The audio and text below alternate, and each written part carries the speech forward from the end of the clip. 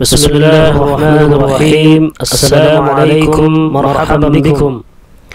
ناظرین کرام، آج میں آپ لوگوں کے سامنے عربی قواعد، عربی گرامر سے متعلق کچھ باتیں پیش کرنے جا رہا ہوں۔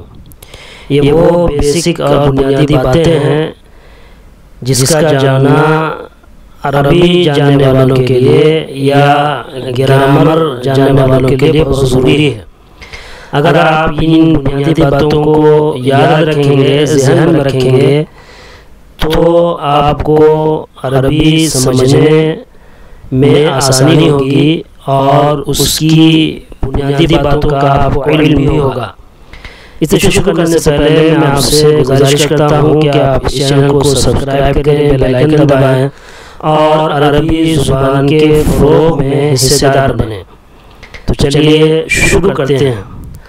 ضمہ، ضمہ کہتے ہیں پیش کو، جو علامت اوپر بنی ہوتی ہے اسے پیش کہتے ہیں۔ ایک پیش بھی ہوتا ہے اور دو پیش بھی ہوتا ہے، اس کو عربی میں ضمہ کہتے ہیں۔ جیسے کہ کہتے ہیں دو پیش ہے ضمتن، اگر ایک پیش ہوتا ہے تو پیش ہوتا، دو پیش کو تنوین کہتے ہیں۔ تو ضمہ پیش، ضمہ پیش، فتحہ، فتحہ زبر، فتحہ کہتے ہیں زبر کو، جو لکیر حرف کے اوپر ہوتی ہے اسے فتحہ کہتے ہیں، زبر کہتے ہیں۔ جیسے یہ ہے، یہاں آپ دیکھ رہے ہیں کہ نون کے اوپر زبر ہے، یہ کیا ہے؟ فتحہ، فتحہ۔ کسرہ، کسرہ کہتے ہیں زیر کو، کسرہ زیر۔ اگر یہ جیم کے اوپر جو زبر ہے یہ اگر یہاں نیچے آ جائے تو یہ زیر کہلاتا ہے، اس کو عربی میں کسرہ کہتے ہیں۔ تو عربی میں پیش کو ضمہ، زبر کو فتحہ اور زیر کو کسرہ کہتے ہیں، کسرہ۔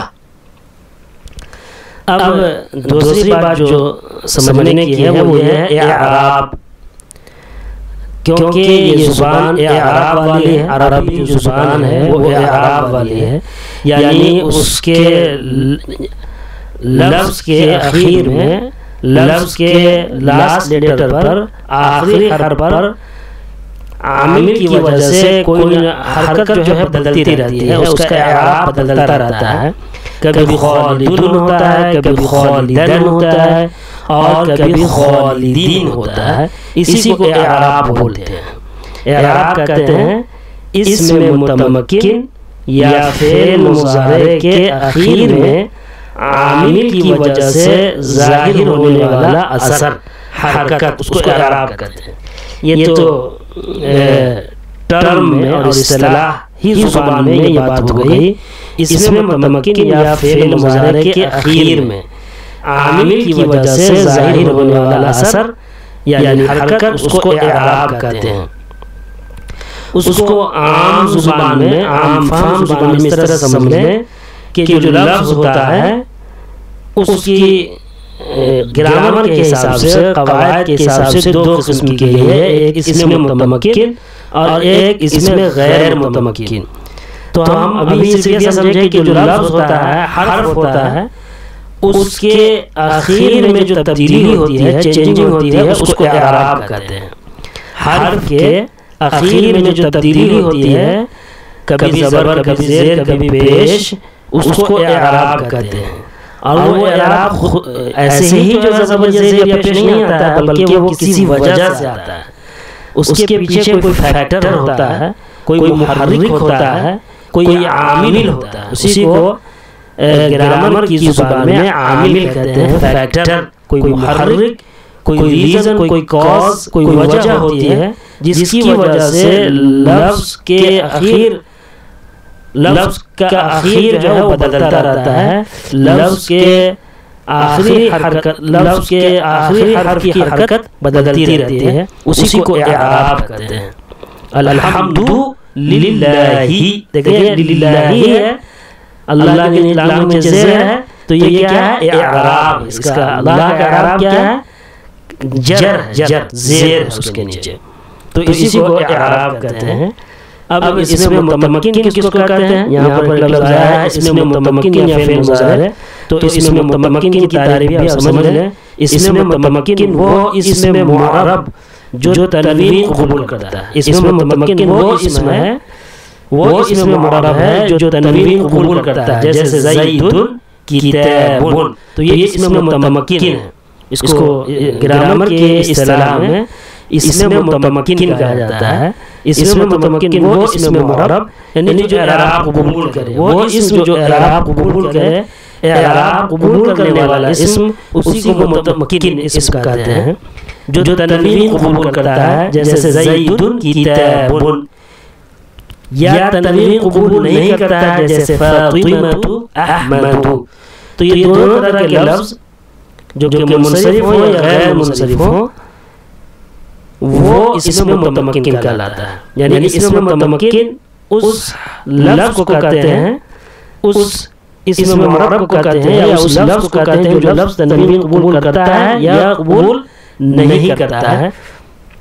البتہ یہ کہ وہ اعراب قبول کرتا ہے، اس کو اسم متمکن کہتے ہیں۔ اب اس میں غیر متمکن بھی ہے جو یہاں پر درج نہیں ہے، لیکن اس کو زبانی سمجھ لیں کہ اس میں غیر متمکن اس کو کہتے ہیں جو کہ تنوین قبول نہیں کرتا ہے، جو کہ تنوین قبول نہیں کرتا، جیسے ھذا ہے، انت ہے، الذی ہے، یہ سب اس میں غیر متمکن ہے۔ تو میں امید کرتا ہوں ہاں اس میں یہ بات بھی رہ گئی ہے۔ نیچے دیکھیں کہ اس میں متمکن کے بعد اعراب کے بعد اب ایک چیز گرامر میں قواعد یہ چیز بھی آتی ہے، جیسے رفع اور نصب جر۔ رفع بھی بولتے ہیں اس کو، رفع نصب جر، رفع کی حالت، نصب کی حالت اور جر کی حالت بولتے ہیں اس کو۔ رفع یا رفع یہ ضمہ کی علامت ہے، یہ گرامر کی اصطلاح ہے۔ اور رفع نصب جر میں رفع اعراب کی ایک قسم ہوتی ہے، یعنی ضمہ کی علامت ہے، یہ رفع ضمہ کی علامت ہے اور اعراب کی ایک قسم ہے۔ اس کے معنی کیا ہے؟ پیشی ہے۔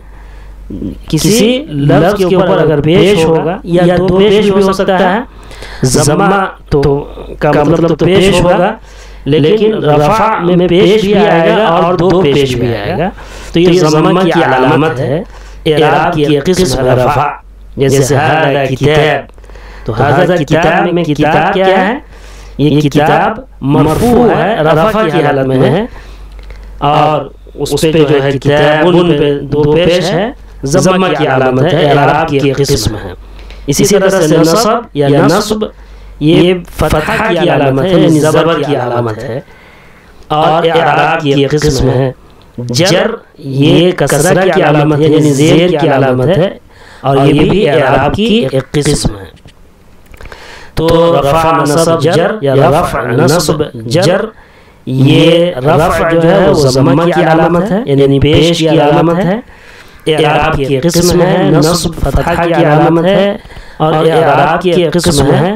جر کسرہ کی علامت ہے اور اعراب کی ایک قسم ہے۔ تو یہ بات بھی ذہن میں رکھیں، کیونکہ یہ بھی گرامر کا ایک حصہ ہے کہ ہم جب لفظ کے آخر میں پیش یا دو پیش آتا ہے تو ہم اس کو رفع بولتے ہیں، رفع کی حالت بولتے ہیں یا مرفوع بولتے ہیں، اور اس کے اوپر جو حرکت ہوتی ہے اس کو رفع بولتے ہیں، اور ضمہ کی علامت ہوتی ہے، یعنی اس پر پیش یا دو پیش ہوتا ہے، اور وہ اعراب کی ایک قسم ہے۔ اعراب کی ایک قسم، اعراب کی تعریف سے پہلے آپ بتائی جا چکی ہے، وہاں آپ دیکھ سکتے ہیں۔ نصب فتحہ کی علامت یعنی زبر کی علامت ہے، اعراب کی ایک قسم ہے، اور جر یہ کسرہ کی علامت یعنی زیر کی علامت اعراب کی ایک قسم ہے۔ اسے آپ اپنے ذہن میں رکھیں۔ اس کے بعد میں اس کے آگے کی جو بنیادی باتیں ہیں وہ آپ کے سامنے رکھوں گا۔ ان باتوں کو اگر آپ ذہن میں رکھتے ہیں تو پھر جو عربی قواعد آپ کے سامنے میں پیش کرنے جا رہا ہوں سلسلے وار، اس کو سمجھنے میں آسانی ہوگی، اور جب آپ جملے کریٹ کریں گے، جملے بنائیں گے، ان جملوں کا بنانا بھی آپ کے لیے آسان ہوگا۔ مع السلامہ، خدا حافظ۔